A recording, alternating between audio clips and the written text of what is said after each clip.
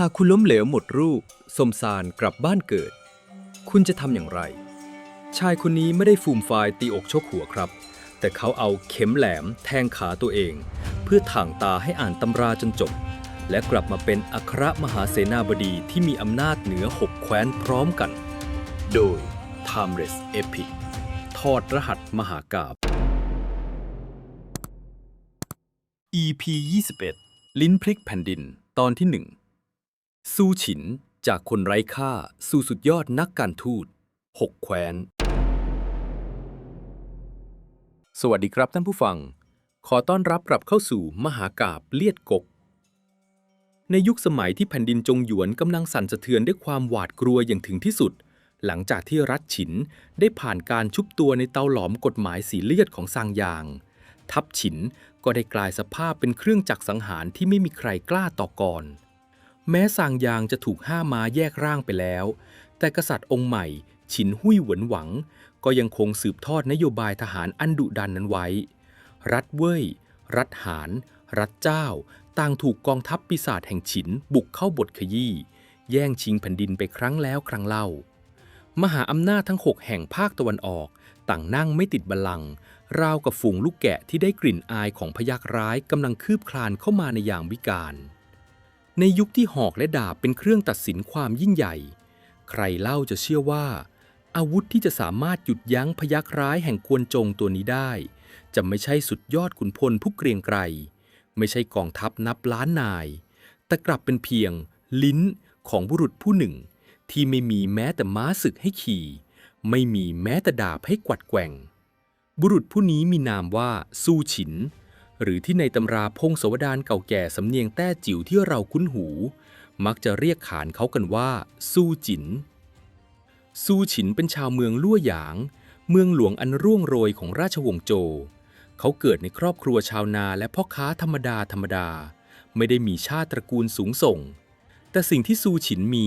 คือสมองที่ปราดเปรื่องและความทะเยอทะยานที่พุ่งทะลุฟ้าเขาเดินทางขึ้นเขาไปฝากตัวเป็นศิษย์ของปรมาจารย์ผู้ลี้ลับที่สุดในประวัติศาสตร์จีนกุยกู่จือใช่แล้วครับท่านผู้ฟังปรมาจารย์กุยกู่จือผู้นี้คืออาจารย์คนเดียวกันกับที่สั่งสอนยอดขุนพลอย่างซุนปินและผางเจียนในอีพีก่อนๆนั่นเองแต่ทว่าสิ่งที่ซูฉินร่ำเรียนจากหุบเขาปีศาจไม่ใช่กลยุทธ์การตั้งค่ายรบหรือการจัดทัพอู่จูแต่อย่างใดสิ่งที่เขาศึกษาคือวิชาที่ลึกล้ำและอันตรายยิ่งกว่านั้นมันคือวิชาจ้งเหิงหรือวิชาสายการทูตการเจรจาต่อรองและการปั่นหัวผู้คนด้วยจิตวิทยาขั้นสูงเมื่อซูฉินสำเร็จวิชาลงจากเขามองดูแผนที่แผ่นดินจีนด้วยสายตาของพรานป่าที่กำลังประเมินเหยื่อในหัวของบัณฑิตหนุ่มผู้นี้เต็มไปด้วยทฤษฎีและแผนการอันยิ่งใหญ่ที่จะรวมแผ่นดินให้เป็นหนึ่งซูฉินไม่ได้คิดจะไปรับใช้รัฐเล็กๆที่กำลังจะตายแต่เขามองตรงไปที่รัฐที่แข็งแกร่งที่สุดดุดันที่สุดและมีศักยภาพที่จะกลืนกินใต้ล่าได้มากที่สุดแน่นอนครับเป้าหมายของเขาคือรัฐฉินด้วยความมั่นใจอันเปี่ยมล้นซูฉินทุบกระปุกออมสินกู้หนี้ยืมสินรวบรวมทรัพย์สินทั้งหมดของครอบครัวนำไปซื้อเสื้อผ้าแพรพันที่หรูหราที่สุดซื้อรถม้าชั้นดีและจ้างผู้ติดตามเพื่อสร้างภาพลักษณ์ของบัณฑิตผู้ทรงเกียรติเขาเดินทางรอนแรมข้ามหุบเขาเหยามุ่งหน้าเข้าสู่มหานครเสียนหยางเมืองหลวงแห่งใหม่ของรัฐฉินด้วยความหวังว่าวิถีวาทศิลป์ของเขาจะทำให้กษัตริย์ฉินหุยเหวินหวังประทานตำแหน่งอัครมหาเสนาบดีให้แก่เขาในทันทีเมื่อซูฉินได้มีโอกาสเข้าเฝ้ากษัตริย์ฉินท้องพระโรงอันโอ้อาไม่ได้ทำให้เขาสะทกสะท้านบัณฑิตหนุ่มก้าวออกไปเบื้องหน้าร่ายยาวถึงยุทธศาสตร์การกลืนกินแผ่นดินเขาชี้ให้เห็นถึงจุดอ่อนของ6แคว้นตะวันออกและเสนอแผนการอันวิจิตรพิสดารที่จะทำให้รัฐฉินเป็นเจ้าโลกซูฉินพูดน้ำไหลไฟดับวาทศิลป์ของเขาคมคายดุจดาบลื่นไหลประดุจสายน้ำแต่ทว่าปฏิกิริยาของกษัตริย์ฉินหุยเหวินหวังกลับไม่ได้เป็นอย่างที่ซูฉินวาดฝันไว้เลยแม้แต่น้อยกษัตริย์หนุ่มแห่งรัฐฉินประทับนิ่งอยู่บนบัลลังก์พระเนตรที่มองลงมายังซูฉินนั้น เต็มไปด้วยความเย็นชาและแฝงไว้ด้วยความรำคาญใจอย่างเห็นได้ชัดทำไมถึงเป็นเช่นนั้นล่ะครับท่านผู้ฟังต้องอย่าลืมบริบททางการเมืองในเวลานั้นนะครับกษัตริย์ฉินหุ้ยเหวินหวังเพิ่งจะสั่งห้ามม้าแยกร่างซางยางอัครมหาเสนาบดีชาวต่างชาติไปหมาดๆบาดแผลจากความขัดแย้งระหว่างขุนนางเก่าชาวฉินกับบัณฑิตรับเชิญจากต่างแคว้นยังคงสดใหม่และข่าวครุ้งราชสำนักฉินในเวลานั้นเกลียดชังและระแวงพวกนักปราชญ์ต่างถิ่นที่เก่งแต่ใช้ฝีปากอย่างที่สุดพวกเขามองว่าพวกนักเจรจาเหล่านี้เป็นพวกปลิ้นปล้อนเชื่อถือไม่ได้และดีแต่จะนำความวุ่นวายมาสู่บ้านเมืองยิ่งไปกว่านั้นรัฐฉินเพิ่งจะกวาดล้างศัตรูมาหมาดๆกองทัพยังต้องการการพักฟื้นกษัตริย์ฉินหุ้ยเหวินหวังต้องการเวลาเพื่อจัดระเบียบภายในมากกว่าที่จะเปิดศึกใหญ่ตามคำยุยงของบัณฑิตแปลกหน้าเมื่อซูฉินพูดจึงจบกษัตริย์ฉินหุ้ยเหวินหวังก็ทรงปัดพระหัตถ์เบาๆเป็นเชิงตัดบทแล้วตรัสประโยคสั้นๆที่กลายเป็นตำนานแห่งการปฏิเสธที่เจ็บปวดที่สุดประโยคหนึ่งในประวัติศาสตร์นกที่ขนยังไม่ขึ้นเต็มที่ย่อมไม่อาจโผบินขึ้นสู่ที่สูงได้การปกครองบ้านเมืองต้องรอคอยจังหวะและเวลาที่เหมาะสมบัดนี้รัฐฉินของเรายังไม่พร้อมที่จะรับฟังแผนการใหญ่โตของท่านขอให้ท่านบัณฑิตจงกลับไปเสียเถิดเหมือนมีอาสนีบาทฟาดเปรี้ยงลงมากลางหน้าผากของสู้ฉินบัณฑิตหนุ่มผู้พกความมั่นใจมาเต็มเปี่ยมยืนนิ่งอึ้งอยู่กลางท้องพระโรงเขาพยายามจะอ้าปากอธิบายต่อแต่ทหารองครักษ์ก็ก้าวเข้ามาขนาบข้างเป็นการเชิญกึ่งบังคับให้เขาออกไปจากเขตพระราชฐานซูฉินถูกเตะโด่งออกมาจากศูนย์กลางอำนาจอย่างไม่ใยดีแต่คนอย่างซูฉินไม่ใช่คนที่จะยอมแพ้อะไรง่ายๆครับเขาเชื่อมั่นในความรู้ของตนเองอย่างสุดหัวใจเขาไม่ยอมกลับบ้านมือเปล่าซูฉินตัดสินใจเช่าโรงเตี้ยมอยู่ในเมืองเสียนหยางต่อไปเขาเขียนฎีกาเขียนแผนยุทธศาสตร์นำไปดักรอถวายกษัตริย์และขุนนางชั้นผู้ใหญ่ครั้งแล้วครั้งเล่า10 ครั้ง20 ครั้งแผ่นไม้ไผ่ที่เขาเขียนถูกโยนทิ้งลงตะกร้าอย่างไม่แยแส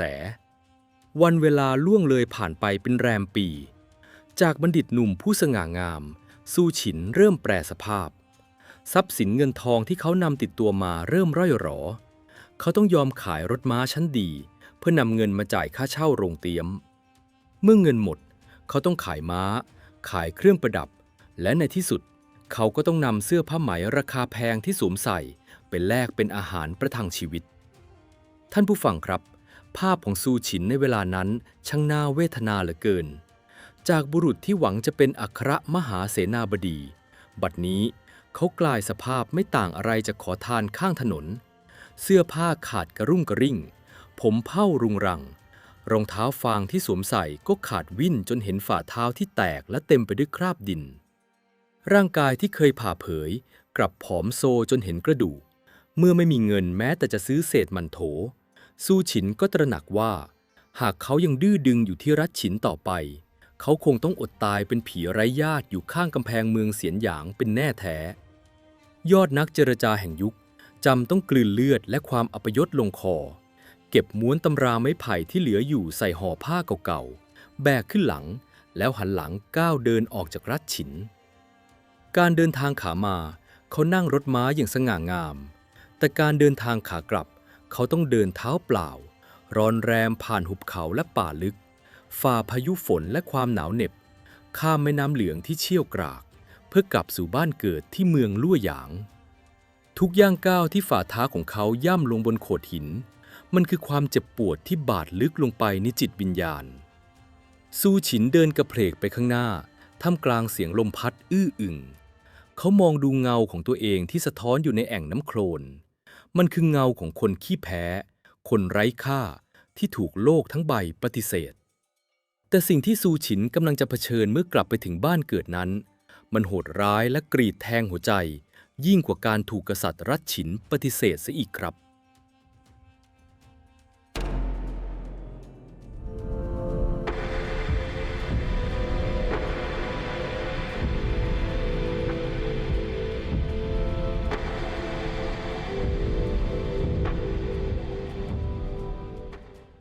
ท่านผู้ฟังครับการเดินทางขาไปของซูฉิน มุ่งสู่รัชฉินนั้นเต็มไปด้วยความหวังอันเรืองรองขบวนรถม้าของเขาสง่างามราวกับขุนนางใหญ่แต่ทว่าการเดินทางขากลับมันคือเส้นทางสายอัปยศที่ยาวไกลและหนาวเหน็บที่สุดในชีวิตของลูกผู้ชายคนหนึ่งจากมหานครเสียนหยางของรัชฉินมุ่งหน้าสู่เมืองลั่วหยางอันเป็นบ้านเกิดซูฉินต้องใช้เวลาแรมเดือนในการเดินเท้าเปล่าข้ามภูเขาและผืนป่าที่ทุรกันดารรองเท้าฟางที่เขาสวมใส่ขาดวิ่นจนหลุดลุ่ยไปตั้งแต่อาทิตย์แรกฝ่าเท้าของบัณฑิตที่เคยเดินแต่บนพรมแพรพันบัดนี้ต้องเหยียบย่ำลงบนโขดหินและหนามแหลมจนแตกระแหงเลือดสีแดงซึมทะลุฝุ่นโครนที่เกาะกรังเสื้อผ้าไหมราคาแพงที่เคยใช้สร้างภาพลักษณ์บัดนี้ขาดกระรุ่งกระริ่งไม่ต่างจากผ้าขี้ริ้วร่างกายที่เคยผ่าเผยสู้ผอมจนเห็นโครงกระดูกใบหน้าหมองคล้ำและเต็มไปด้วยหนวดเคราที่รุงรังหากมีใครเดินสวนกับเขาบนถนนก็คงไม่มีใครเชื่อว่าบุรุษในสภาพขอทานผู้นี้คือศิษย์เอกแห่งหุบเขาปีศาจผู้ซึ่งมีความรู้ระดับพลิกฟ้าคว่ำแผ่นดินซ่อนอยู่ในสมองแต่ความเจ็บปวดทั้งร่างกายต่อให้สาหัสเพียงใดมันก็ยังเทียบไม่ได้กับความเจ็บปวดที่กำลังรอคอยเขาอยู่ที่ปลายทางครับท่านผู้ฟังเมื่อซูฉินเดินกระเพกทิ้งรอยเท้าเปื้อนเลือดมาจนถึงหน้าประตูบ้านของตนเองในเมืองลั่วหยางเขายืนหอบหายใจอยู่ครู่หนึ่งรวบรวมความกล้ามือที่สั่นเทาค่อยๆผลักประตูไม้บานเก่าเข้าไปในใจลึกๆของเขายังคงมีความหวังริบหรี่ว่าแม้โลกทั้งใบจะโหดร้ายและทอดทิ้งเขาแต่ครอบครัวย่อมเป็นอ้อมกอดสุดท้ายที่จะหลบภัยและเยียวยาบาดแผลให้เขาได้เสมอแต่โลกความเป็นจริงในยุคจ้านกัวนั้นเลือดเย็นกว่าที่เขาคิดไว้มากนักเมื่อซูฉินก้าวเท้าเข้าไปในลานบ้าน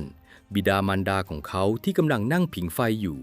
เมื่อเงยหน้าขึ้นมาเห็นสภาพของบุตรชายที่ตนเองเคยตั้งความหวังไว้สูงริบลิ่ว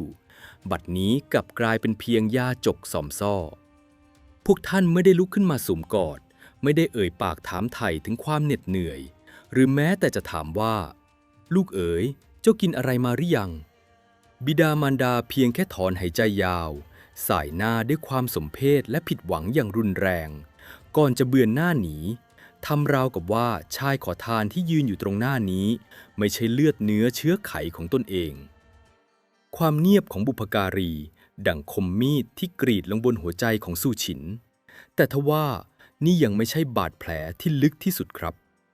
ซูฉินฝืนกลืนก้อนสะอื้นเดินลากขาเข้าไปในห้องของตนเองหวังจะพบกับผู้เป็นภรรยาของเขากำลังนั่งทอผ้าอยู่ที่หูกทอผ้าเสียงกี่กระตุกดังก้องเป็นจังหวะสม่ำเสมอนางรู้ดีว่าสามีที่จากบ้านไปแสวงหาความก้าวหน้าได้กลับมาแล้วนางปลายตามองสภาพอันน่าเวทนาของเขาเพียงแวบเดียวเท่านั้นครับท่านผู้ฟังก่อนที่นางจะหันหน้ากลับไปจดจ่ออยู่กับเส้นด้ายตรงหน้าและลงมือทอผ้าต่อไปโดยไม่ยอมแม้แต่จะลุกขึ้นมาต้อนรับไม่เอ่ยปากทักทายไม่รินน้ำให้ดื่มเสียงหูกทอผ้าที่ดังกระทบกันบัดนี้มันช่างบาดลึกประดุจเสียงตอกฝาโลงศพแห่งความภาคภูมิใจของลูกผู้ชายเมื่อบุพการีเมินเฉยภรรยาหมางเมินซูฉินที่หิวโหยจนไส้กิ่วท้องร้องประท้วงอย่างหนักเขาจำต้องแบกหน้าอันไร้เกียรติเดินไปที่ห้องครัวหวังจะขอข้าวสารสักชามเพื่อประทังชีวิตในห้องครัวนั้นพี่สะใภ้ของเขากำลังง่วนอยู่กับการทำอาหารกลิ่นหอมของข้าวสวยร้อนๆลอยเตะจมูกจนซูฉินแทบจะทรงตัวไม่อยู่เขาประสานมือค้อมศีรษะลงอย่างนอบน้อมและเอ่ยปากด้วยน้ำเสียงที่สั่นแหบแห้งพี่สะใภ้ข้าเดินทางรอนแรมมาไกลแสนไกลร่างกายเหนื่อยล้าและหิวโหยยิ่งนักท่านพอจะมีข้าวต้มสักชามหรือเศษอาหารเหลือๆให้ข้าประทังชีวิตบ้างหรือไม่พี่สะใภ้หยุดมือที่กำลังหั่นผักนางหันมามองซูฉินตั้งแต่หัวจรดเท้าด้วยแววตาที่เต็มไปด้วยความดูแคลนและรังเกียจอย่างไม่ปิดบังนางแค่นเสียงหัวเราะในลำคอก่อนจะตอบกลับด้วยถ้อยคำที่ไร้เยื่อใยที่สุดว่าแหม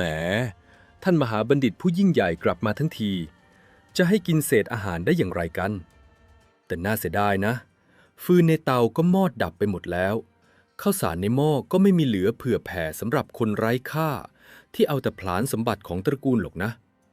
ท่านไปหาเอาข้างหน้าเถิดสิ้นคำพูดของพี่สะใภ้ซูฉินยืนนิ่งงันราวกับถูกฟ้าผ่ากลางวันแสกๆโลกทั้งใบพังทลายลงตรงหน้าท่านผู้ฟังครับความพ่ายแพ้ในราชสำนักรัชฉินอาจทำให้เขารู้สึกไร้ค่าในฐานะบัณฑิตแต่การถูกปฏิเสธจากครอบครัวของตนเองมันคือการทำลายล้างเกียรติยศและศักดิ์ศรีความเป็นมนุษย์จนไม่เหลือชิ้นดีในวินาทีนั้นซูฉินตระหนักแจ้งถึงสัจธรรมอันโหดร้ายของโลกใบนี้โลกที่สายเลือดและความผูกพันล้วนถูกขับเคลื่อนและชั่งน้ำหนักด้วยเงินตราและอำนาจหากท่านไร้ซึ่งทรัพย์สินและยศถาบรรดาศักดิ์แม้แต่อยู่ในบ้านเกิดเมืองนอนอยู่ใต้ชายคาของตนเอง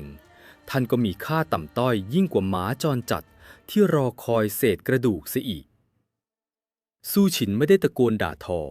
เขาไม่ได้ร้องไห้คร่ำครวญให้ใครเห็นบัณฑิตตกอับค่อยๆหมุนตัวเดินลากขาออกจากห้องครัวกลับเข้าไปซ่อนตัวอยู่ในห้องเก็บฟืนอันมืดมิดและหนาวเย็นเขาทรุดตัวลงนั่งกอดเข่าอยู่ตรงมุมห้องในความมืดมิดนั่นเองน้ำตาแห่งความอัปยศอดสูน้ำตาแห่งความคับแค้นใจที่อัดอั้นมาตลอดหลายเดือนก็พรั่งพรูไหลทะลักออกมาอย่างไม่อาจกลั้นไว้ได้อีกต่อไปเขาขบกรามแน่นจนเลือดซึมออกมาจากริมฝีปากเพื่อไม่ให้มีเสียงสะอื้นเล็ดลอดออกไปให้ใครได้ยินนี่หรือคือรางวัลของผู้ที่ทุ่มเทศึกษาเล่าเรียนซูฉินตั้งคำถามกับความมืดพ่อแม่ไม่นับเป็นลูกภรรยาไม่นับเป็นสามีพี่สะใภ้ไม่นับเป็นน้องดีเหลือเกินความอัปยศในวันนี้ข้าจะขอสลักมันลงไปในกระดูกดำท่านผู้ฟังครับมนุษย์เราเมื่อถูกผลักให้ตกลงไปสู่ก้นเหวที่ลึกที่สุดมักจะมีทางเลือกอยู่เพียง2 ทางทางแรกคือปล่อยให้ความมืดมิดนั้นกลืนกินยอมแพ้และกลายเป็นเศษสวะของสังคมไปตลอดกาล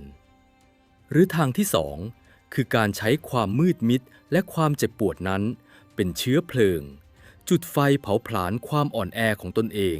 เพื่อพุ่งทะยานกลับขึ้นมาอย่างบ้าคลั่งและคนอย่างซูฉินเลือกทางที่2ครับเมื่อความเสียใจผ่านพ้นไปดวงตาของซูฉินที่เคยมืดมนกลับลุกโชนไปด้วยประกายไฟแห่งความมุ่งมั่นที่น่าสะพรึงกลัวเขาปาดน้ำตาทิ้งลุกขึ้นยืนและตัดสินใจเปิดห่อผ้าขี้ริ้วของตนเองออกภายในนั้นไม่ได้มีของมีค่าอันใดมีเพียงสิ่งเดียวที่เขาเหลืออยู่นั่นคือม้วนตำราไม้ไผ่ที่เขาพกติดตัวมาจากหุบเขาของกุยกูจีซูฉินตระหนักได้ว่า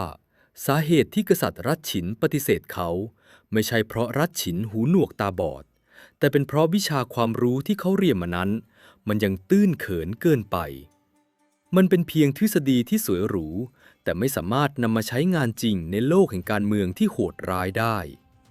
เขาต้องรื้อฟื้นและศึกษาตำราทั้งหมดใหม่ตั้งแต่ต้นซูฉินค้นลึกลงไปในก้นห่อผ้าเขาพบกับคัมภีร์เก่าแก่เล่มหนึ่งที่ถูกซ่อนไว้มันคือคัมภีร์อินฝูตำราฝูเจี้ยนของไท่กงหรือบทลี้ลับแห่งเจียงจือหยาซึ่งเป็นสุดยอดคัมภีร์วิชาการเมืองและการเจรจาต่อรองขั้นสูงสุดที่สอนศิลปะการหยั่งรู้จิตใจมนุษย์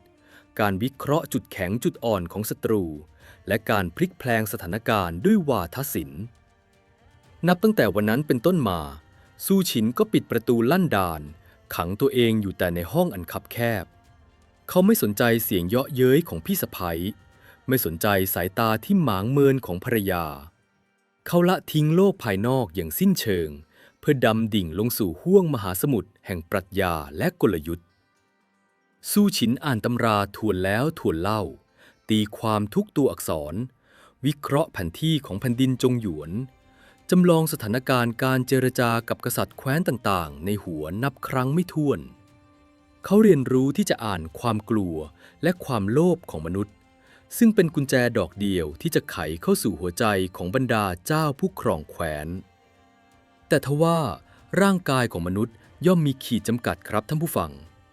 ในยามค่ำคืนที่ดึกสงัดลมหนาวพัดลอดช่องหน้าต่างเข้ามาบรรยากาศเงียบสงัดจนได้ยินเพียงเสียงแมลง ซูฉินที่อดหลับอดนอนติดต่อกันมาหลายวันร่างกายอ่อนล้าถึงขีดสุดเปลือกตาของเขาเริ่มหนักอึ้งราวกับถูกถ่วงด้วยหินผาความง่วงงุนจู่โจมเข้ามาจนเขาแทบจะฟุบหน้าลงกับโต๊ะไม้ไผ่หากเป็นคนทั่วไปก็คงจะเป่าเทียนให้ดับแล้วล้มตัวลงนอนบนเตียงที่แสนสบายแต่ซูฉินบอกกับตัวเองว่าเขาไม่มีสิทธิ์ได้หลับฝันดีในเมื่อเขายังคงเป็นหมาจรจัดในสายตาของครอบครัวเพื่อต่อสู้กับความอ่อนแอของร่างกายซูฉินได้หันไปคว้าเอาเหล็กแหลมบางตำราว่าเป็นเข็มเล่มใหญ่หรือเหล็กเจาะกระดาษที่วางอยู่บนโต๊ะขึ้นมาเขากำเหล็กแหลมนั้นไว้ในมือจนแน่นเมื่อใดก็ตามที่ความง่วงเขาครอบงำจนเขาเริ่มสะปงกซูฉินจะยกเหล็กแหลมในมือขึ้นแล้วแทงลงไปที่หน้าขาของตนเองอย่างแรงฉึกความเจ็บปวดอันแสนสาหัสแล่นปราดจากสะบ้าหัวเข่าพุ่งตรงเข้าสู่กระดูกสันหลังและทะลุขึ้นสู่สมองในเสี้ยววินาทีเลือดสีแดงสดซึมทะลุกางเกงผ้าหยาบๆหยดลงบนพื้นกระดานความเจ็บปวดทางกายที่รุนแรงกระชากวิญญาณของเขาให้ตื่นขึ้นจากภวังค์แห่งความหลับไหลอย่างชะงัดตื่นสิไอ้คนไร้ค่าซูฉินด่าทอตนเองขณะที่มือสั่นเทาหากเจ้าเอาชนะความง่วงแค่นี้ไม่ได้เจ้าจะไปเอาชนะกษัตริย์ทั้งแผ่นดินได้อย่างไรอ่านต่อไปศึกษาต่อไปท่านผู้ฟังครับภาพของบัณฑิตที่นั่งอ่านม้วนไม้ไผ่ภายใต้แสงเทียนริบหรี่โดยมีเหล็กแหลมแทงอยู่ที่ต้นขาเลือดหยดลงพื้นหยดแล้วหยดเล่านี่คือฉากที่สะเทือนอารมณ์และกลายเป็นตำนานที่ถูกเล่าขานสืบต่อกันมานับพันปีในสำนวนจีนที่เรียกว่าฉีกู่ซึ่งเป็นสัญลักษณ์ของความเพียรพยายามอย่างบ้าคลั่งทะลุขีดจำกัดของมนุษย์ซูฉินใช้ความเจ็บปวดทางกายเพื่อกลบความเจ็บปวดทางใจเขาใช้เลือดของตนเองเป็นน้ำหมึกขีดเขียนความแค้นลงบนตำราพิชัยสงครามวันแล้ววันเล่าเดือนแล้วเดือนเล่ารอยแผลที่ต้นขาของเขาเกิดขึ้นซ้ำแล้วซ้ำเล่าแผลเก่าเพิ่งจะตกสะเก็ดแผลใหม่ก็ถูกแทงซ้ำลงไปอีกจนขาทั้งสองข้างเต็มไปด้วยรอยแผลเป็นที่น่ากลัวเวลาล่วงเลยไป1 ปีเต็มในที่สุดซูฉินก็สามารถตีฉานและบรรลุเคล็ดวิชาในคัมภีร์อินฝูจนหมดสิ้นทฤษฎีล่องลอยที่เขาเคยมีบัดนี้ถูกหล่อหลอมรวมกับความเข้าใจในกมลสันดานมนุษย์อย่างลึกซึ้งเขาเป่าเทียนให้ดับลงค่อยๆลุกขึ้นยืนอาการปวดที่ต้นขายังคงอยู่แต่แววตาของเขาเปลี่ยนไปอย่างสิ้นเชิงมันไม่ใช่แววตาของบัณฑิตหนุ่มผู้กระหายความก้าวหน้าอีกต่อไปแต่มันคือแววตาของพญาอินทรีที่พร้อมจะกางปีกบดบังแสงตะวันรัชฉินปฏิเสธข้าดีซูฉินรำพึงด้วยน้ำเสียงที่เยือกเย็นและทรงพลังในเมื่อข้าไม่อาจช่วยให้รัชฉินรวมแผ่นดินได้ข้าก็จะใช้ลิ้นของข้ารวบรวมแผ่นดินทั้ง6 แคว้นเพื่อบดขยี้รัชฉินให้ย่อยยับลงไปเองซูฉินเก็บม้วนตำราเข้าห่อผ้าเขาไม่ได้บอกลาพ่อแม่ไม่ได้มองหน้าภรรยาและไม่ได้ขอข้าวพี่สะใภ้กินเขาก้าวเดินออกจากบ้านเกิดไปอย่างเงียบเชียบทิ้งความอัปยศไว้เบื้องหลังและมุ่งหน้าสู่เวทีการทูตที่จะทำให้โลกทั้งใบต้องจดจำชื่อของเขาไปตลอดกาล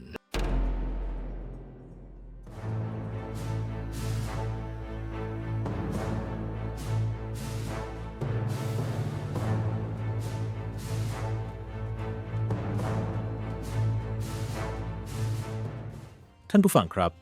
หลังจากที่ซูฉินได้ใช้เข็มแทงขาตนเองเพื่อแลกกับความตื่นรู้ทางสติปัญญาบัดนี้บัณฑิตผู้เคยถูกมองว่าเป็นเพียงเศษสวะของตระกูลได้ก้าวเดินออกจากเมืองลั่วหยางอีกครั้งแต่การเดินทางครั้งนี้แววตาของเขาไม่หลงเหลือความหวาดหวั่นหรือความกระหายใคร่จะได้ดีแบบเด็กหนุ่มหน้าใหม่แต่อย่างใดมันถูกแทนที่ด้วยความเยือกเย็นลึกล้ำและกว้างใหญ่ประดุจพื้นแผ่นดินซูฉินไม่ได้มุ่งหน้ากลับไปที่รัฐฉินเพื่อขอแก้ตัวเพราะเขารู้ดีว่ากษัตริย์ที่หยิ่งพยองอย่างฉินหุ้ยเหวินหวังไม่มีทางยอมรับฟังคนที่ตนเคยปฏิเสธไปแล้วอย่างแน่นอนในทางตรงกันข้ามซูฉินได้กางแผนที่แผ่นดินจงหยวนออกและสร้างสุดยอด Grand Strategy หรือยุทธศาสตร์ระดับชาติที่ยิ่งใหญ่ที่สุดเท่าที่ประวัติศาสตร์เคยมีมายุทธศาสตร์นั้นมีชื่อว่าเหอจงพันธมิตรแนวตั้ง ท่านผู้ฟังลองจินตนาการถึงแผนที่ประเทศจีนในยุคจ้านกัวดูนะครับ รัฐฉินตั้งอยู่ทางทิศตะวันตก โดดเดี่ยวและแข็งแกร่งดั่งพยัคฆ์ร้าย ในขณะที่อีก6มหาอำนาจที่เหลือ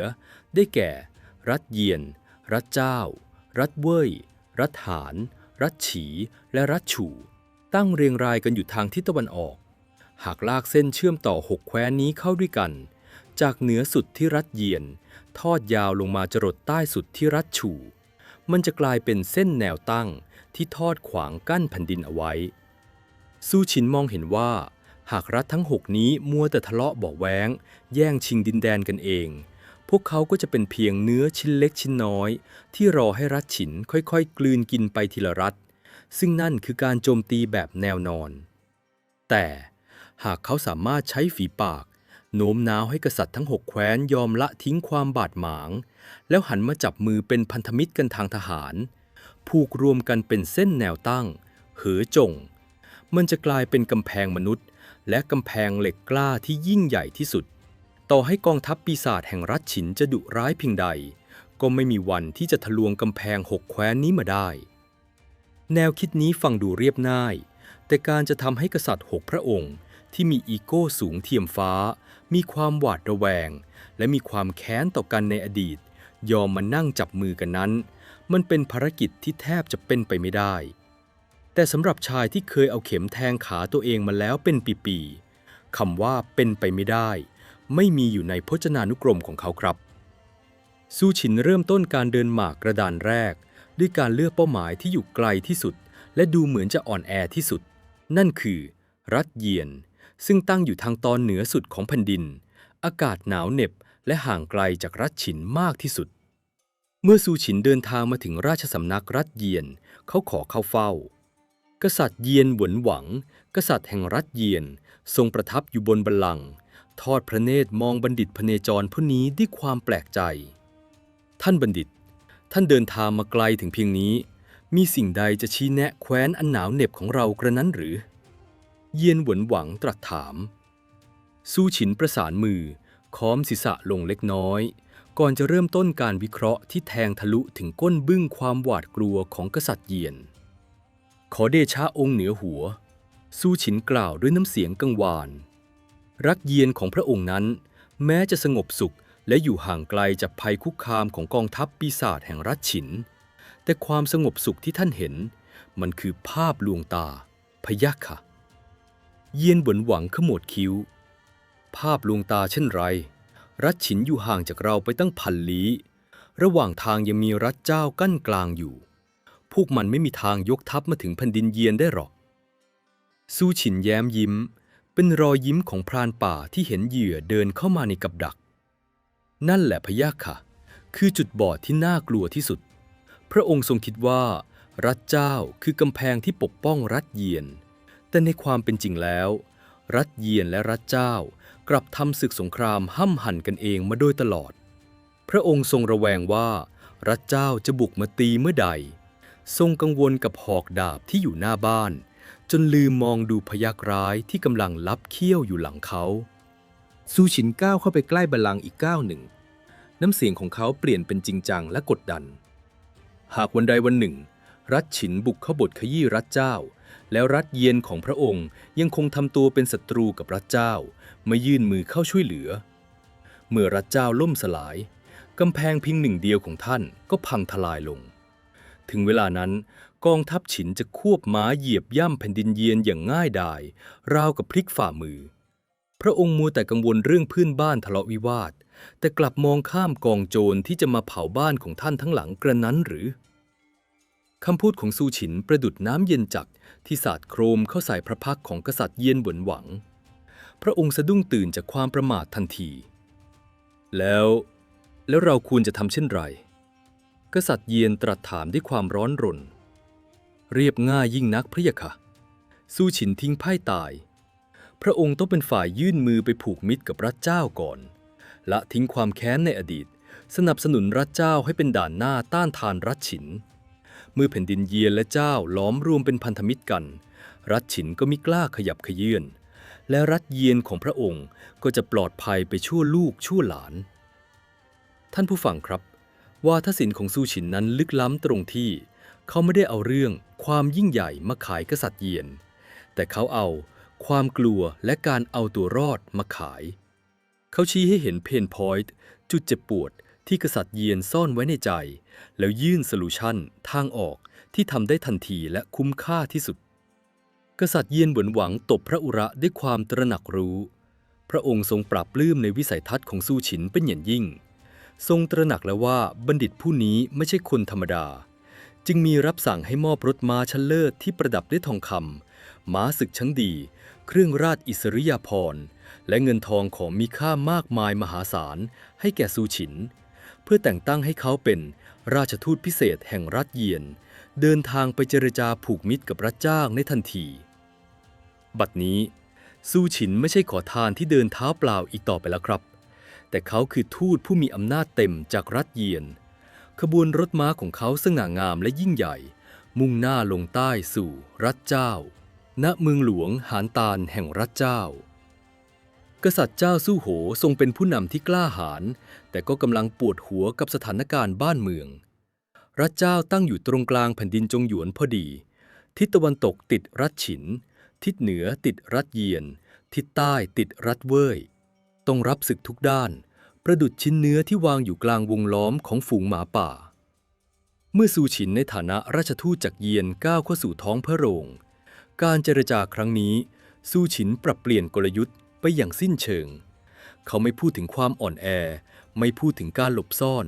แต่เขาเล่นกับอีโก้และความยิ่งใหญ่ของกษัตริย์เจ้าแทนขอเดชะองค์ราชันแห่งเจ้าซูฉินเริ่มร่ายมนต์สะกดแผ่นดินเจ้าของพระองค์นั้นกว้างใหญ่ไพศาลอุดมสมบูรณ์ไปด้วยเสบียงอาหารทหารม้าของรัฐเจ้านั้นเก่งกล้าสามารถที่สุดในแผ่นดินจงหยวนหากนับขุมกำลังแล้วแคว้นของท่านยิ่งใหญ่และพร้อมรบกว่าแคว้นใดๆทั้งสิ้นกษัตริย์เจ้าสู้โหได้ฟังคำยกยออันชาญฉลาดก็ยืดพระอุระขึ้นด้วยความภาคภูมิใจทว่าซูฉินลากเสียงยาวเปลี่ยนบรรยากาศในท้องพระโรงให้ตึงเครียดขึ้นมาทันทีความยิ่งใหญ่ของท่านกำลังถูกบ่อนทำลายด้วยความขัดแย้งที่ไร้สาระรัฐเจ้าของพระองค์มัวแต่ส่งกองทัพไปตีรัฐเว่ยบ้างตีรัฐฉีบ้างตีรัฐเยียนบ้างท่านกำลังเผาผลาญกำลังทหารอันล้ำค่าไปกับการทะเลาะกับเพื่อนบ้านและทุกครั้งที่รัฐเจ้าสูญเสียกำลังทหารไปคนที่นั่งหัวเราะชอบใจอยู่บนยอดเขาก็คือรัฐฉินซูฉินกางแผนที่แผ่นดินให้กษัตริย์เจ้าทอดพระเนตรชี้ให้เห็นทำเลที่ตั้งอันเป็นหัวใจของแผ่นดินองค์เหนือหัวลองทอดพระเนตรดูเถิดรัฐเจ้าคือศูนย์กลางของแผ่นดินตะวันออกหากรัฐฉินต้องการจะกลืนกินใต้ล่าพวกมันต้องก้าวข้ามศพของรัฐเจ้าไปให้ได้ก่อนท่านคือด่านปราการเหล็กเพียงหนึ่งเดียวของแผ่นดินจงหยวนกษัตริย์เจ้าสู้โหวเริ่มพระเสโทแตกซ่านพระองค์เพิ่งตระหนักว่าภัยคุกคามที่แท้จริงไม่ได้มาจากแคว้นเพื่อนบ้านแต่มาจากพยัคฆ์ตะวันตกในเมื่อรัฐเจ้าคือศูนย์กลางซูฉินกราบทูลด้วยน้ำเสียงที่ทรงพลังราวกับเสียงกลองศึกฉะไหนพระองค์จึงไม่ก้าวขึ้นมาเป็นผู้นำเสียเองเล่าพะยะค่ะรัฐเยียนได้มอบอำนาจให้ข้าพระองค์มาเจรจาผูกมิตรกับท่านแล้วหากรัฐเจ้ารัฐเยียนรัฐหานรัฐเว่ยรัฐฉีและรัฐฉู6 มหาอำนาจร่วมมือกันเป็นหนึ่งเดียวผูกพันธมิตรเหอจงโดยมีรัฐเจ้าของพระองค์เป็นแกนนำรวมกำลังทหารได้นับล้านรถม้านับหมื่นคันเมื่อนั้นต่อให้กษัตริย์ฉินมีกองทัพปีศาจที่เก่งกาจเพียงใดก็ไม่อาจก้าวล่วงข้ามด่านหานกู่กวนออกมาได้แม้แต่ก้าวเดียววาทศิลป์ของซูฉินในครั้งนี้ไม่ใช่แค่การเจรจาแต่มันคือการเบิกเนตรและมอบวิสัยทัศน์ระดับจักรพรรดิให้กับกษัตริย์เจ้าสู้โหวเขาทำให้กษัตริย์เจ้ารู้สึกว่าตนเองไม่ใช่แค่เจ้าแคว้นธรรมดาแต่เป็นผู้นำแห่งโลกเสรีที่จะปกป้องแผ่นดินตะวันออกจากการรุกรานของเผด็จการอย่างรัฐฉินกษัตริย์เจ้าสู้โหวผุดลุกขึ้นจากบัลลังก์ดวงตาเปล่งประกายด้วยความมุ่งมั่นอย่างแรงกล้าพระองค์ไม่ได้เพียงแค่ตอบตกลงเข้าร่วมพันธมิตรเท่านั้นแต่พระองค์ทรงแต่งตั้งให้ซูฉิน เป็นอัครมหาเสนาบดีแห่งรัฐเจ้าในทันทีเท่านั้นยังไม่พอครับกษัตริย์เจ้ายังได้มอบรถม้าศึกหรูหราที่ประดับด้วยหยกและทองคำนับร้อยคันม้าขาวชั้นเลิศนับพันตัวพร้อมด้วยทองคำขาวอีก10,000 ตำลึงและผ้าไหมชั้นดีอีกนับ10,000 พับให้แก่ซูฉินเพื่อเป็นทุนรอนและเครื่องแสดงอำนาจในการเดินทางไปเกลี้ยกล่อมอีก4 แคว้นที่เหลือให้มาร่วมจับมือเป็นพันธมิตรแนวตั้งให้จงได้ท่านผู้ฟังครับจากบัณฑิตขอทานที่ถูกพี่สะพ้ายไล่ตะเพิดบัดนี้ซูฉินได้กลายเป็นอัครมหาเสนาบดีแห่งรัฐเจ้าและเป็นผู้กุมชะตากรรมของ2 รัฐใหญ่อย่างเยียนและเจ้าเอาไว้ในกำมือขบวนรถม้าของเขายิ่งใหญ่ตระการตายิ่งกว่าขบวนเสด็จของกษัตริย์เสียอีกแต่ยุทธศาสตร์เหอจงเพิ่งจะเริ่มต้นขึ้นเท่านั้นครับภารกิจต่อไปของเขา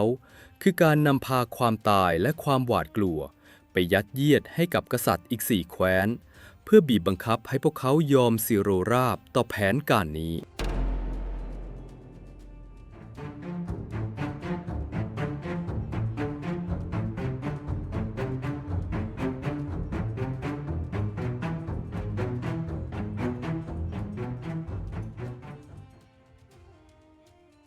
ท่านผู้ฟังครับขบวนรถม้าอันยิ่งใหญ่ของอัครมหาเสนาบดีซูฉินเคลื่อนตัวออกจากเมืองหลวงหานตาลของรัฐเจ้าเสียงเกือกม้านับพันดังกึกก้องไปตามท้องถนนธงสัญลักษณ์แห่งรัฐเยียนและรัฐเจ้าโบกสะบัดเคียงคู่กันบัดนี้ซูฉินไม่ได้เป็นเพียงนักปราชญ์พเนจรอีกต่อไปแต่เขาคือราชทูตผู้กุมอำนาจรัฐที่มีภารกิจยิ่งใหญ่ที่สุดในประวัติศาสตร์นั่นคือการร้อยรัฐอีก4 แคว้นที่เหลือให้กลายเป็นกำแพงเหล็กกล้าเพื่อสกัดกั้นมังกรดำแห่งรัฐฉินการเดินทางของซูฉินในครั้งนี้ไม่ใช่การไปขอร้องหรือกราบกรานให้ใครมาร่วมมือครับแต่มันคือการขายความรอดให้กับกษัตริย์ที่กำลังตาบอดด้วยความกลัวและความประมาทเป้าหมายต่อไปของซูฉินคือรัฐหานและรัฐเว่ยซึ่งเป็น2 รัฐที่ตั้งอยู่ติดกับพรมแดนรัฐฉินมากที่สุดเปรียบเสมือนกันชนที่ต้องรับแรงกระแทกจากทัพปีศาจฉินก่อนใครเพื่อนกษัตริย์ของทั้ง2 แคว้นนี้กำลังตกอยู่ในสภาวะหวาดผวาจนหัวหดบางครั้งถึงกับยอมเฉือนแผ่นดินของตนเองยกให้รัฐฉินฟรีๆเพื่อแลกกับความสงบสุขชั่วคราวเมื่อซูฉินเข้าเฝ้ากษัตริย์หานเซียนหวังแห่งรัฐหานเขาไม่ได้ใช้คำปลอบประโลมแต่เขาเลือกใช้จิตวิทยากระตุ้นศักดิ์ศรีและเหยียบย่ำความขี้ขลาดขอเดชะองค์ราชันแห่งหานซูฉินกราบทูลเสียงดุดันใครๆในใต้ล่าต่างก็รู้ดีว่าทหารรัฐหานนั้นกล้าหาญชาญชัยเกาทันและหน้าไม้ของรัฐหานนั้นยิงได้ไกลและแม่นยำที่สุดดาบของรัฐหานก็คมกริบตัดเหล็กดุจตัดหยวกพระองค์มีกำลังทหารที่เข้มแข็งมีอาวุธที่ยอดเยี่ยมที่สุดในแผ่นดินแต่ฉะไหนพระองค์จึงยอมคุกเข่าสิโรราบยกแผ่นดินให้รัฐฉินโดยไม่ยอมจับดาบสู้เล่าพะยะค่ะกษัตริย์หานเซียนหวังหน้าถอดสีตรัสอึกอักแต่กองทัพฉินนั้นดุร้ายนักหากสู้ก็มีแต่จะพินาศการยกแผ่นดินชายแดนให้ก็เพื่อซื้อเวลาให้บ้านเมืองสงบสุขซื้อเวลาหรือพะยะค่ะซูฉินหัวเราะเสียงหยันความโลภของรัฐฉินนั้นไร้ก้นบึ้งดุจหุบเหววันนี้พระองค์ยกเมืองให้10 เมืองพรุ่งนี้มันก็จะยกทัพมาเรียกร้องขออีก100 เมืองการยอมยกแผ่นดินให้รัฐฉินเพื่อแลกความสงบก็ไม่ต่างอะไรกับการอุ้มฟืนไปดับไฟยิ่งโยนฟืนลงไปไฟก็ยิ่งลุกโชนเมื่อแผ่นดินหานของพระองค์หมดลงรัฐฉินก็จะกลืนกินพระองค์จนไม่เหลือแม้แต่กระดูก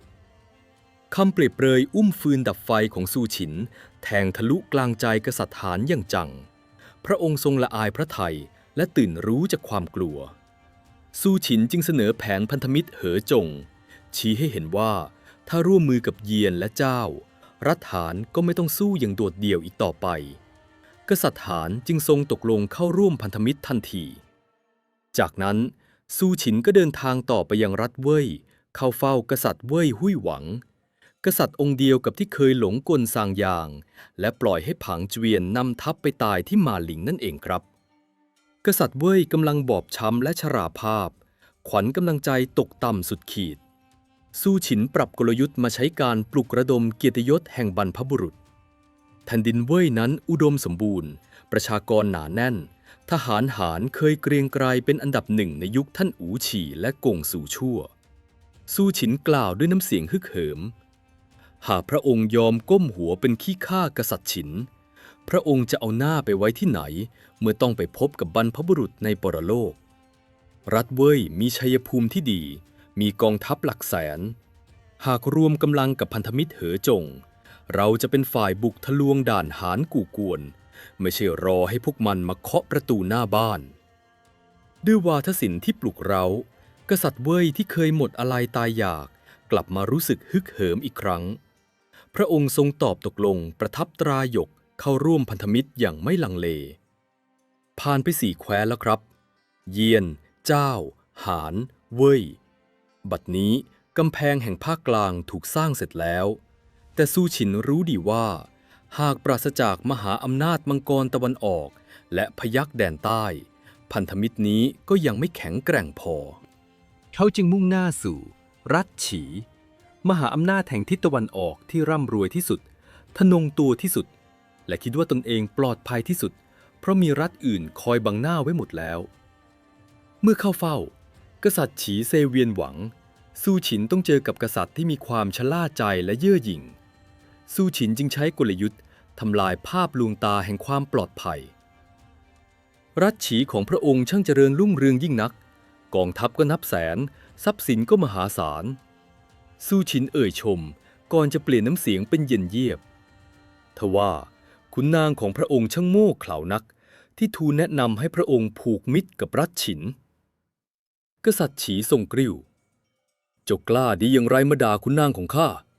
รัฐฉินอยู่ไกลโพ้นฉะไหนรัฐฉีต้องไปเป็นศัตรูกับพวกมันด้วยเล่าพระองค์ทรงคิดว่ารัฐฉินจะหยุดแค่ที่รัฐเว่ยและรัฐหานดกันนั้นหรือสู้ฉินย้อนถามความฝันสูงสุดของรัฐฉินคือการรวบรวมใต้ล่า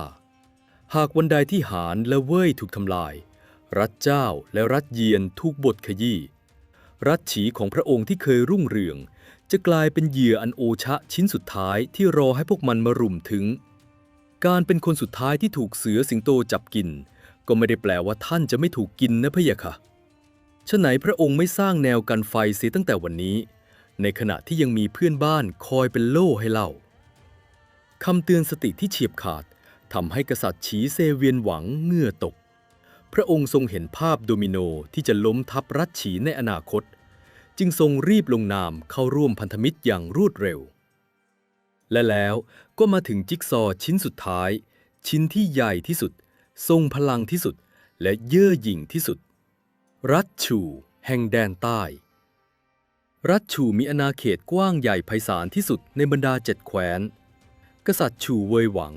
ทรงมีความทะเยอทะยานที่จะเป็นใหญ่เหนือใครในแผ่นดินการเจรจาครั้งนี้ยากที่สุดเพราะกษัตริย์ชูไม่กลัวรัฐฉินและไม่คิดจะลดตัวไปจับมือกับแคว้นเล็กแคว้นน้อยสู้ฉินเดินเข้าสู่ท้องพระโรงรัฐชูด้วยท่าทีที่สง่างามเหนือใครเขาไม่ได้มาขู่ให้กลัวแต่เขามาเพื่อกระตุ้นความทะเยอทะยานที่ซ่อนอยู่ในใต้ล่านี้มีเพียง2 รัฐเท่านั้นที่คู่ควรจะเป็นใหญ่นั่นคือรัฐฉินและรัฐชูของพระองค์สู้ฉินประกาศก้องนี่คือสงครามของ2 พยัคฆ์ที่ไม่อาจอยู่ร่วมถ้ำเดียวกันได้หากรัฐฉินเป็นใหญ่รัฐชูก็ต้องพินาศแต่ถ้ารัฐชูเป็นใหญ่รัฐฉินก็ต้องล่มสลายสู้ฉินกวาดสายตามองเหล่าขุนนางรัฐชูแล้วกราบทูลกษัตริย์ชูเว่ยหวังว่าบัดนี้5 แคว้นใหญ่เยียนเจ้าหานเว่ยฉีได้รวมตัวกันเป็นพันธมิตรเหอจงแล้วขาดเพียงผู้นำที่ยิ่งใหญ่ที่สุดที่จะมาเป็นหัวหอกในการบดขยี้รัฐฉินหากพระองค์ทรงตอบรับเข้าร่วมรัฐชูจะได้เป็นผู้นำแห่ง6 แคว้นกองทัพนับล้านจะฟังคำสั่งพระองค์แผ่นดินจงหยวนทั้งหมดจะสยบแทบเท้าพระองค์ทว่าหากพระองค์ปฏิเสธรัฐฉินก็จะกลืนกิน5 แคว้นแล้วรวมพลังทั้งแผ่นดินมาทำลายรัฐชูของท่านเพียงผู้เดียวท่านผู้ฟังครับจิตวิทยาข้อนี้ คือการยื่นมงกุฎจักรพรรดิให้พร้อมกับดาบที่จ่อคอหอยกษัตริย์ชูเวยหวังผู้กระหายความยิ่งใหญ่เมื่อเห็นว่าตนเองจะได้เป็นผู้นำสูงสุดของพันธมิตร6 แคว้นและได้ทำลายคู่แข่งเพียงหนึ่งเดียวอย่างรัดฉินลงได้พระองค์ก็ไม่อาจปฏิเสธข้อเสนอนี้ได้เลยประเสริฐยิ่งนักกษัตริย์ชูตบโต๊ะด้วยความพอพระทัยข้าขอเข้าร่วมพันธมิตรเหอจงรัชชูจะส่งกองทัพทั้งหมดไปร่วมบทขยี้กษัตริย์ฉินให้จงได้ในวินาทีนั้นเองครับท่านผู้ฟังประวัติศาสตร์แห่งแผ่นดินจีนต้องจารึกเอาไว้ด้วยความตื่นตะลึงสู้ฉินบัณฑิตตกอับที่เคยต้องเดินเท้าเปล่ากินเศษอาหารและเอาเข็มแทงขาตัวเองเพื่อต่อสู้กับความง่วงบัดนี้เขาได้ทำในสิ่งที่ไม่มีมนุษย์คนใดในยุคนั้นทำได้สำเร็จเพียงแค่ใช้ลิ้น3 นิ้วและวาทศิลป์อันแยบคายสู้ฉินสามารถโน้มน้าวกษัตริย์ผู้ทรงอำนาจทั้ง6 พระองค์ให้ยอมละทิ้งความแค้นสลายอัตตาและจับมือกันเป็นพันธมิตรแนวตั้งเหอจงได้อย่างสมบูรณ์แบบแนวหน้ากำแพงเหล็กที่ทอดยาวจากเหนือจรดใต้ถูกสร้างขึ้นด้วยฝีปากของชายเพียงคนเดียว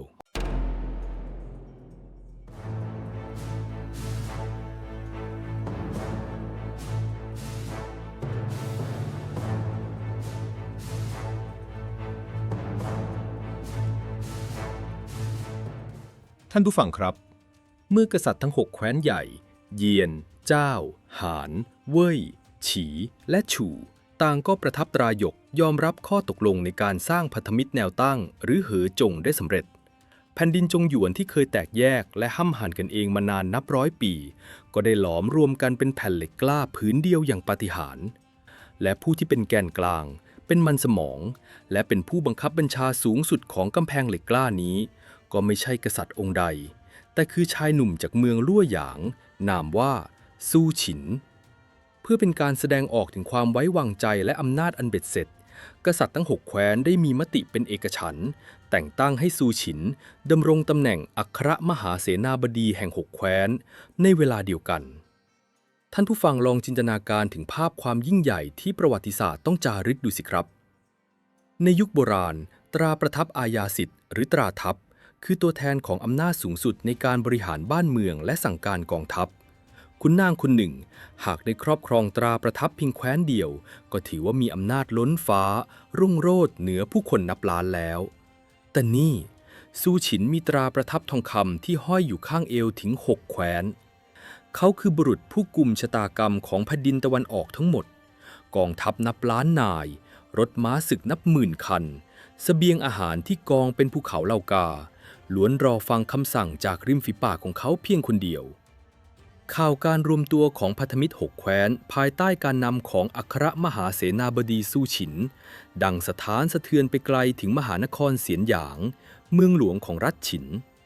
กษัตริย์ฉินหุยหวนหวังผู้ที่เคยปฏิเสธและไล่ตะเพิดซูฉินออกจากท้องพระโรงบัดนี้ทรงประทับอยู่บนบัลลังก์ด้วยพระพักตร์ที่ซีดเผือดเมื่อสายลับรายงานว่า6 แคว้นได้จับมือกันแล้วและกำลังรวมพลเตรียมบุกทะลวงด่านหานกู่กวนเข้าสู่รัฐฉินกษัตริย์ฉินก็ถึงกับพระเสโทแตกซ่านความหยิ่งยโสที่เคยมีมาลายหายไปจนหมดสิ้นนี่มันเกิดอะไรขึ้นบัณฑิตพเนจรที่ข้าเคยไล่ตะเพิดไปในวันนั้นบัดนี้มันกลับมากวาดต้อนกษัตริย์6 แคว้นมาล้อมบ้านข้าไว้กระนั้นหรือ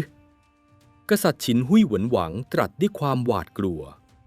ท่านผู้ฟังครับกองทัพปีศาจของรัฐฉินอาจจะเก่งกาจในการสู้รบแบบตัวต่อตัวหรือสู้กับ1 แคว้น2 แคว้นแต่หากต้องเผชิญหน้ากับกองทัพผสมนับล้านของ6 แคว้นใหญ่พร้อมกันต่อให้มีทหารที่เป็นอมตะก็ไม่มีทางเอาชนะได้อย่างแน่นอนกษัตริย์ฉินหุยหวนหวังจึงมีรับสั่งด่วนจงปิดประตูด่านหานกู่กวนเสริมกำลังป้องกันให้แน่นหนาที่สุดห้ามทหารฉินนายใดก้าวเท้าออกนอกพรมแดนไปท้าทายกองทัพ6 แคว้นเป็นอันขาดใช่แล้วครับวาทศิลป์ของซูฉินเพียงคนเดียวทำในสิ่งที่ยอดขุนพลและกองทัพนับแสนทำไม่ได้เขาทำให้มังกรดำแห่งกวนจงต้องหดหัวซ่อนตัวอยู่ในกระดองปิดด่านหานกู่กวนไม่กล้ายกทัพออกมารุกรานแผ่นดินจงหยวนเลยเป็นเวลายาวนานถึง15 ปีเต็ม 15 ปีแห่งความสงบสุขของภาคกลางล้วนถูกเนรมิตขึ้นจากมันสมองและลิ้น3 นิ้วของยอดบุรุษผู้นี้เพียงผู้เดียว บัดนี้ภารกิจอันยิ่งใหญ่ของซูฉินลุล่วงแล้ว ถึงเวลาที่เขาจะต้องเดินทางกลับไปรายงานตัวต่อกษัตริย์เจ้า รัฐเจ้าเป็นหัวหน้าพันธมิตร และเส้นทางที่เขาจะต้องเดินทางผ่านก็คือเมืองลั่วหยาง อันเป็นบ้านเกิดเมืองนอนของเขานั่นเอง การเดินทางกลับบ้านเกิดครั้งนี้แตกต่างจากการเดินลากเท้าเปล่าเปื้อนเลือดในวันวานอย่างสิ้นเชิงครับ ขบวนเสด็จขอย้ำว่ายิ่งใหญ่เทียบเท่าขบวนเสด็จของกษัตริย์ของซูฉินนั้นยาวเหยียดสุดลูกหูลูกตาประกอบไปด้วยรถม้าศึกที่ตกแต่งด้วยทองคำและหยกนับร้อยคันทหารองครักษ์ชั้นยอดจากหลายแคว้นนับหมื่นนายเดินนำหน้าและปิดท้ายขบวนธงสัญลักษณ์ของ6 แคว้นโบกสะบัดปลิวสวัยเหนือท้องฟ้าเสียงแตรและกลองย่ำเท้าดังกึกก้องประดุจเสียงฟ้าร้องกษัตริย์ราชวงศ์โจวซึ่งเมืองหลวงคือลั่วหยางเมื่อทราบข่าวว่าอัครมหาเสนาบดี6 แคว้นกำลังจะเดินทางผ่านเมืองของตนก็ตกใจจนลนลานรีบสั่งให้ขุนนางออกไปทำความสะอาดถนนหนทางประดับประดาดอกไม้และกวาดถนนล่วงหน้าไปไกลถึง30 ลี้ประมาณ15 กิโลเมตรเพื่อต้อนรับการมาเยือนของผู้ทรงอิทธิพลที่สุดในแผ่นดินแต่ภาพที่น่าสะเทือนใจและเป็นไฮไลท์ของเรื่องราวทั้งหมดไม่ใช่การต้อนรับจากกษัตริย์หรอกครับแต่คือการต้อนรับจากครอบครัวของเขาเอง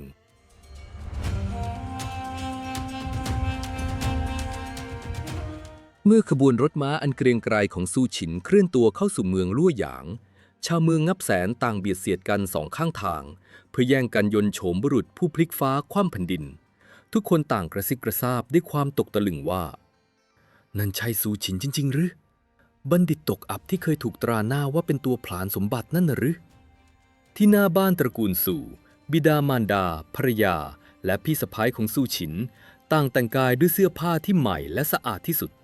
พวกเขายืนรอรับขบวนของซูฉินอยู่ริมถนนแต่ไม่มีใครกล้าแม้แต่จะเงยหน้าขึ้นมองรถม้าทองคำที่ค่อยๆเคลื่อนเข้ามาใกล้เมื่อซูฉินก้าวลงจากรถม้าในชุดเสื้อคลุมอัครมหาเสนาบดีที่ปักดิ้นทองอร่ามบิดามารดาของเขาที่เคยบืนหน้าหนีและไม่ยอมพูดด้วยในอดีตบัดนี้กลับคุกเข่าลงกับพื้นดินศีรษะก้มต่ำจนแทบจะรดฝุ่นร่างกายสั่นเทาด้วยความหวาดหวั่นและเกรงกลัวในบารมีของบุตรชาย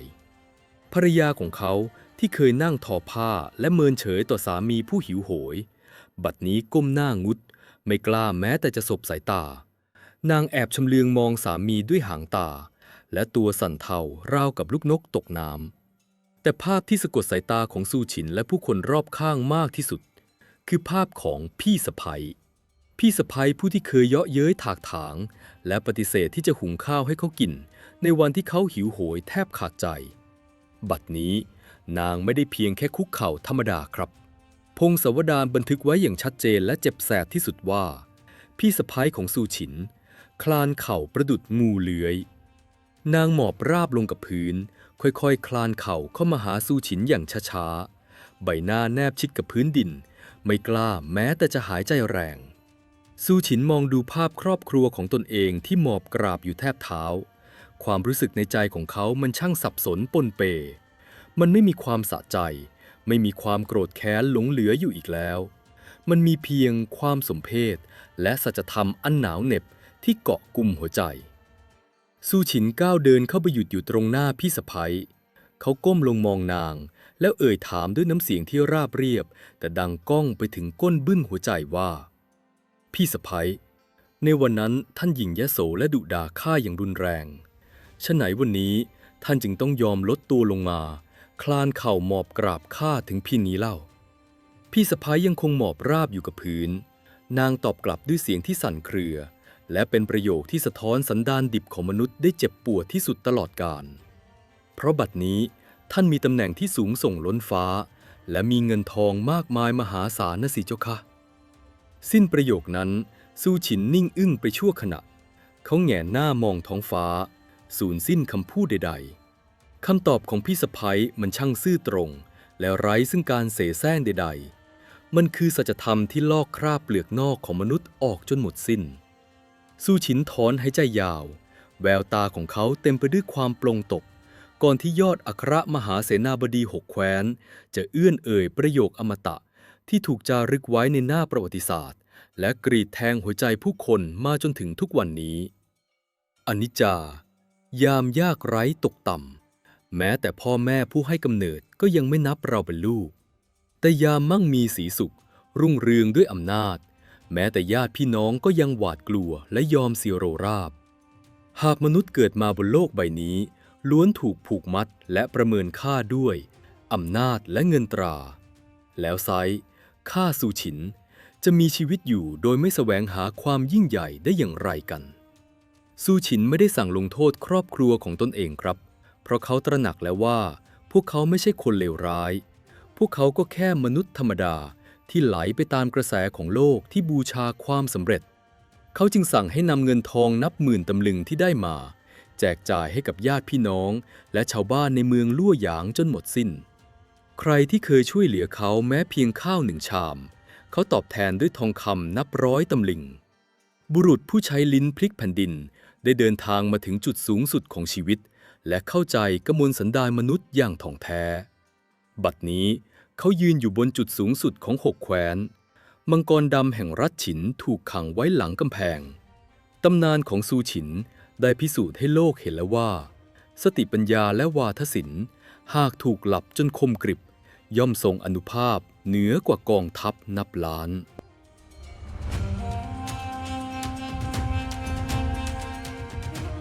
จบลงไปแล้วครับสำหรับภาคแรกของตำนานยอดนักเจรจาซู่ฉินท่านผู้ฟังรู้สึกอย่างไรกับฉากพี่สะใภ้ครานเข่าครับท่านคิดว่าโลกของเราในยุคปัจจุบันยังคงประเมินค่าคนจากอำนาจและเงินตราเหมือนในยุคจ้านกัวหรือไม่คอมเมนต์บอกเล่าประสบการณ์หรือความรู้สึกของท่านกันมาได้เลยนะครับและแน่นอนครับตำนานระดับนี้ย่อมซ่อนบทเรียนทางธุรกิจและ corporate politics เอาไว้มากมายก่ายกองในช่วงต่อไปเตรียมพบกับ Exclusive 1 The Power of Pitching และ Tailor-made Persuasion ถอดรหัสลับการเจรจาต่อรองว่าซูฉินวิเคราะห์คู่สนทนาและขายงานให้ผ่านฉลุยได้อย่างไรและ Exclusive 2 The Dark Side of Motivation วิเคราะห์พลังมืดของความอัปยศและสัจธรรมของ Transactional Relationship ในที่ทำงานหากท่านผู้ฟังพร้อมที่จะอัปเกรดสกิลวาทศิลป์และการวิเคราะห์คนแบบซูฉินแล้วเชิญต่อได้เลยครับผมรอถอดรหัสให้ท่านอยู่ครับ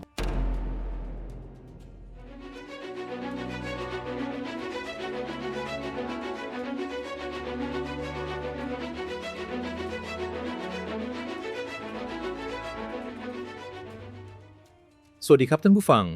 ยินดีต้อนรับเข้าสู่ช่วง Exclusive Analysis ถอดรหัสกลยุทธ์และ Corporate Politics จากมหากาพย์เลียดกกครับตำนานของซูฉินไม่ได้เป็นเพียงเรื่องเล่าของการต่อสู้ดิ้นรนของลูกผู้ชายคนหนึ่งเท่านั้นแต่มันคือคัมภีร์สุดยอดวิชาการขายและการเจรจาต่อรองที่ทรงพลังที่สุดในประวัติศาสตร์และยังแฝงสัจธรรมอันดำมืดของโลกการทำงานไว้อย่างลึกซึ้งวันนี้เราจะมาถอดรหัสวิชาเหล่านี้กันใน2ประเด็นครับ Exclusive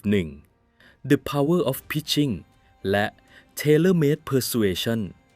ศิลปะแห่งการเจรจาและการขายไอเดียแบบสั่งตักท่านผู้ฟังครับหากเรามองซูฉินในมุมมองของธุรกิจยุคใหม่เขาไม่ได้เป็นแค่นักการทูตนะครับแต่เขาคือสุดยอดพนักงานขาย Salesperson และนัก Pitching Pitcher ระดับ Masterpiece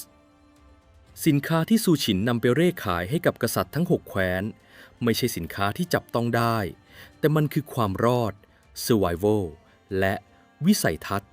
Vision บทเรียนแรกที่ซูฉินมอบให้เราคือ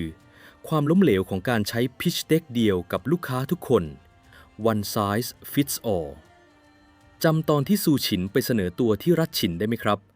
ตอนนั้นเขาเพิ่งเรียนจบมาใหม่ๆร้อนวิชาเขานำเสนอยุทธศาสตร์การกลืนกินใต้ล่าซึ่งเป็นแผนที่ยิ่งใหญ่มากแต่เขาอ่านห้องไม่ออก failed to read the room และขาดการทำ stakeholder analysis เขาไม่รู้ว่ากษัตริย์ฉินเพิ่งจะประหารซางยางมาหมาดๆราชสำนักกำลังเกลียดชังบัณฑิตต่างด้าวและบ้านเมืองต้องการการพักฟื้นไม่ใช่การทำสงครามสเกลใหญ่ซูฉินเสนอสิ่งที่เขาอยากขายแต่ไม่ได้เสนอสิ่งที่ลูกค้าอยากซื้อ เขาจึงล้มเหลวไม่เป็นท่าแต่หลังจากที่เขากลับไปเอาเข็มแทงขาตัวเองสู้ฉินบรรลุวิชา Tailor-made Persuasion หรือการเจรจาแบบสั่งตัดเฉพาะบุคคลในการเดินสายหกแคว้นสู้ฉินวิเคราะห์เพนพอยต์ความกลัวและอีโก้ความต้องการลึกๆของลูกค้าระดับ VIP ทั้ง 6 คนออกมาได้อย่างหมดจดรัฐเยียนลูกค้าที่คิดว่าตัวเองปลอดภัยสู้ฉินขายความกลัวเพื่อนบ้านชี้ให้เห็นว่าถ้ากำแพงรัฐเจ้าพังรัฐเยียนก็จบรัฐเจ้าลูกค้าที่มีศักยภาพแต่ใช้ไม่เป็นสู้ฉินขายความเป็นผู้นำยกระดับอีโก้ให้กษัตริย์เจ้ารู้สึกว่าเป็นศูนย์กลางจักรวาลรัฐหาน/เว่ยลูกค้าที่กำลังหวาดกลัวและยอมแพ้สู้ฉินขายความอับอายและศักดิ์ศรีใช้คำว่าอุ้มฟืนดับไฟเพื่อดึงสติให้เลิกประนีประนอมกับรัฐฉินรัฐฉีลูกค้าที่ร่ำรวยและเย่อหยิ่งสู้ฉินขายโดมิโนเอฟเฟกต์ชี้ให้เห็นว่าการเป็นคนสุดท้ายที่ถูกกินก็ไม่ได้แปลว่าจะรอดรัฐชูลูกค้ามหาอำนาจที่กระหายความยิ่งใหญ่สู้ฉินขายมงกุฎจักรพรรดิกระตุ้นความทะเยอทะยานว่านี่คือเวทีของสองพยัคฆ์ฉินกับชูเท่านั้นบทเรียน Corporate Politics ในการทำงานยุคใหม่ไม่ว่าท่านจะไปพิชงานลูกค้าไปเจรจาขอขึ้นเงินเดือนกับเจ้านายหรือไปนำเสนอโปรเจกต์ต่อหน้าบอร์ดบริหารจงอย่าใช้สคริปต์เดียวกันกับทุกคนครับท่านต้องหาให้เจอว่าอะไรคือสิ่งที่ทำให้พวกเขาตื่นขึ้นมากลางดึกด้วยความกังวลเพนพอยต์และอะไรคือสิ่งที่พวกเขาอยากได้เพื่อไปประดับบารมีเบเนฟิตอีโกแล้วปรับวิธีการนำเสนอให้สอดคล้องกับสิ่งเหล่านั้นนี่คือเคล็ดลับที่ทำให้ซูฉินปิดดีลระดับชาติได้สำเร็จครับ Exclusive 2 The Dark Side of Motivation พลังมืดของความอัปยศและสัจธรรมของความสัมพันธ์แบบแลกเปลี่ยนประเด็นที่2นี้เป็นประเด็นที่ทั้งดาร์กและเรียลที่สุดในโลกการทำงานครับนั่นคือเรื่องของแรงจูงใจ motivation หนังสือพัฒนาตัวเองมักจะสอนให้เราขับเคลื่อนชีวิตด้วย passion หรือพลังบวกแต่เรื่องราวของซูฉินตอกย้ำให้เห็นว่า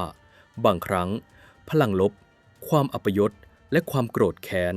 ก็เป็นเชื้อเพลิงที่ทรงอานุภาพและเผาไหม้ได้ยาวนานกว่าพลังบวกหลายเท่านับการที่ซูฉินเอาเข็มแทงสะบ้าขาตัวเองทุกครั้งที่ง่วงนอนมันไม่ใช่แค่การทำร้ายร่างกายแต่มันคือกลไกทางจิตวิทยาที่ดึงเอาความรู้สึกไร้ค่าจากการถูกพี่สะใภ้ดูถูกภรรยาหมางเมินมาแปลงเป็นพลังแห่งความมุมานะ resilience ในโลกการทำงานหลายคนที่ก้าวขึ้นสู่จุดสูงสุดไม่ได้ทำเพราะรักในงานเสมอไปนะครับแต่ทำเพราะเคยถูกเจ้านายด่าว่าโง่เคยถูกเพื่อนร่วมงานแย่งผลงานหรือเคยถูกตราหน้าว่าไม่มีวันเจริญ Success is the best revenge ความสำเร็จคือการแก้แค้นที่หอมหวานที่สุดคือคำอธิบายของซูฉินได้อย่างดีเยี่ยมและสิ่งที่บาดลึกที่สุดคือบทสนทนาสุดท้ายระหว่างซูฉินกับพี่สะใภ้ที่คลานเข่าเข้ามารับใช้ในโลกของ Corporate Politics เรามักจะถูกสอนว่าองค์กรคือครอบครัว We are family แต่ซูฉินกระชากหน้ากากของโลกใบนี้ออกและสอนให้เรารู้จักกับคำว่า Transactional Relationship หรือความสัมพันธ์ที่ตั้งอยู่บนผลประโยชน์เมื่อซูฉินไม่มีผลประโยชน์ไม่มีเงินไม่มีอำนาจ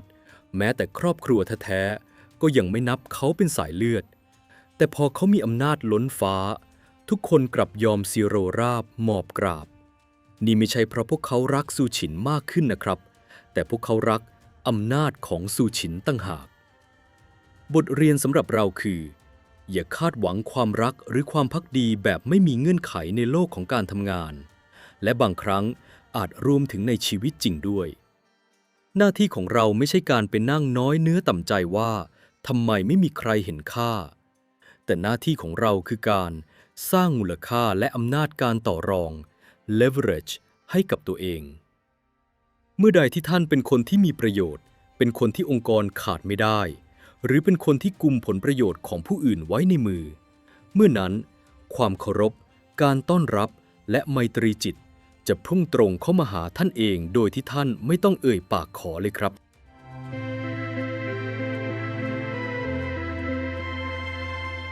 สู้ชินได้พิสูจน์แล้วว่าวาทศิลป์และการเข้าใจมนุษย์คืออาวุธที่ทรงพลังที่สุดแต่ท่านผู้ฟังครับกฎแห่งธรรมชาติมีอยู่ว่าเมื่อมีผู้สร้างย่อมมีผู้ทำลายพันธมิตรหกแคว้นของสู้ฉินเปรียบเสมือนกำแพงแก้วที่สวยงามและแข็งแกร่งแต่กำแพงแก้วนี้สร้างขึ้นจากผลประโยชน์และความกลัวไม่ใช่ความไว้เนื้อเชื่อใจรัฐฉินที่ถูกขังอยู่หลังด่านหานกู่กวนจะยอมรอวันตายอย่างนั้นหรือแน่นอนว่าไม่ครับเมื่อสวรรค์ส่งสู้ฉินผู้ใช้วาทศิลป์สร้างพันธมิตรลงมาสวรรค์ก็ย่อมส่งยอดขุนพลฝีปากเอกอีกคนหนึ่งลงมาเพื่อเป็นทลายพันธมิตรนี้ให้แตกกระจุยเช่นกันบุรุษผู้นี้เป็นศิษย์ร่วมสำนักกุยกูจีของสู้ฉินเขาไม่ได้มาเพื่อสร้างแต่เขามาเพื่อปั่นมาเพื่อแบ่งแยกและมาเพื่อปลุกกิเลสความโลภของหกแคว้นให้หันมาฆ่ากันเอง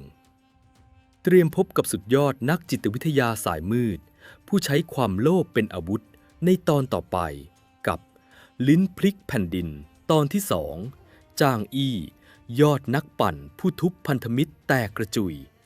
แล้วพบกันนะครับสำหรับวันนี้ลาก่อนครับ